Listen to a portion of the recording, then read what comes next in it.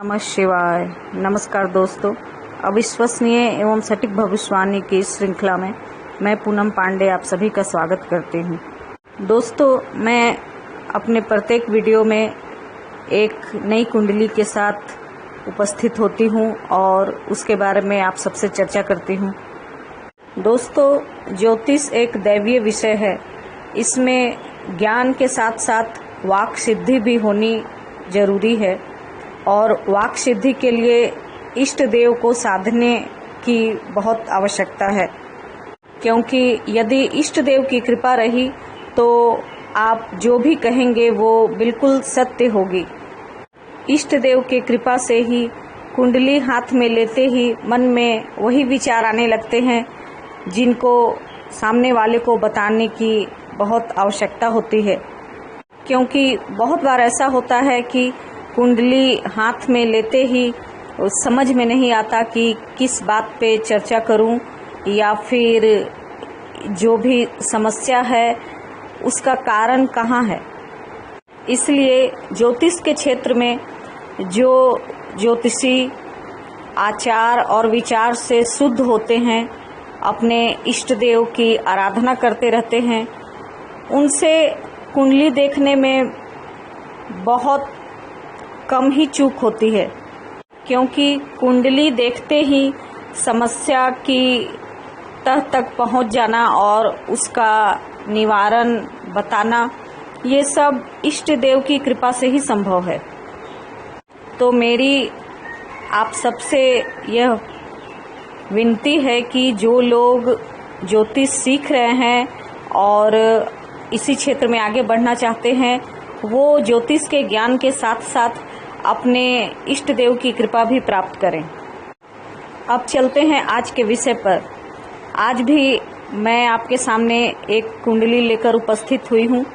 यह कुंडली मुझे लगभग 6-7 साल पहले प्राप्त हुई थी वेस्ट बंगाल से, और जिनकी यह कुंडली है उनका यह सवाल था कि वो कोई बिजनेस करना चाहते थे और उसी के बारे में जानना चाहते थे कि किस चीज का व्यवसाय करें। तो चलिए इस कुंडली पर एक नजर डालते हैं। धनु लग्न की यह कुंडली है और इनकी राशि वृषभ है। वृषभ राशि में चंद्रमा उच्च के होते हैं। तो सबसे पहले मैं आपको बता दूं कि व्यवसाय का निर्धारण करने के लिए कुंडली में पहले यह देखना चाहिए कि सबसे अच्छी स्थिति किस ग्रह की है। तो इस कुंडली में 2 ग्रह स्वग्रही हैं। पहला शुक्र और दूसरा चंद्रमा। ये दोनों स्वग्रही अपने ही राशि के हैं तो शुभ हुए, परंतु चंद्रमा यहाँ 6ठे भाव में है। इसलिए यहाँ मैंने व्यवसाय के चुनाव के लिए चंद्रमा के विषय में कोई जानकारी नहीं दी, क्योंकि मैं कभी शिक्षा, कैरियर, व्यवसाय आदि के बारे में इस तरह के क्षेत्र का चुनाव करने की सलाह नहीं देती जिसमें जरा सी भी अशुभ फल मिलने की संभावना हो या फिर जहां 100% फल प्राप्त नहीं होता हो।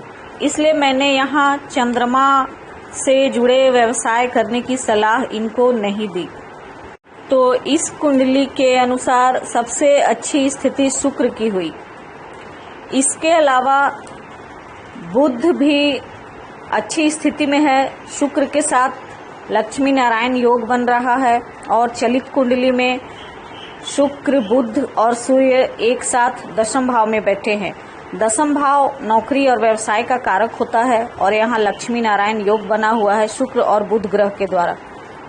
दशम भाव में सूर्य और बुध मिलकर बुधादित्य योग भी बना रहे हैं। तो बुधादित्य योग या योग कहें कि सूर्य और बुध की युति अधिकांशतः अकाउंट से संबंधित क्षेत्र का प्रतिनिधित्व करती हैं।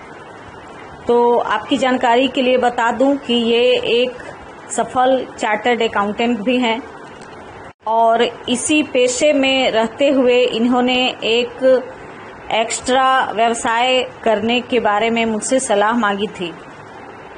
तो मैंने इनको शुक्र से जुड़े व्यवसाय करने की सलाह दी।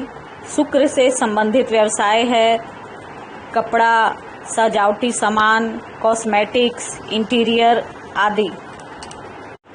तो मेरे कहने पर इन्होंने आगे चलकर कपड़े का व्यवसाय शुरू किया और आज इनकी 1-2 फैक्ट्रियां हैं वेस्ट बंगाल में और बहुत सफलता प्राप्त हुई है इनको उनमें।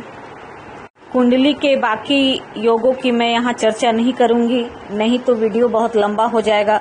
वैसे व्यक्तिगत रूप से मैंने इनको पूरी कुंडली विश्लेषण करके दिया था। तो इसी के साथ ही आज की चर्चा को मैं विराम देती हूँ। अगले वीडियो में आपसे फिर मुलाकात होगी एक नई कुंडली और एक नए विषय के साथ। आपको मेरा वीडियो कैसा लगा कमेंट करें। यदि आपको भी व्यक्तिगत रूप से कुंडली विश्लेषण करवानी हो तो दिए गए नंबर पर संपर्क कर सकते हैं। तब तक के लिए नमस्कार। जय महाकाल।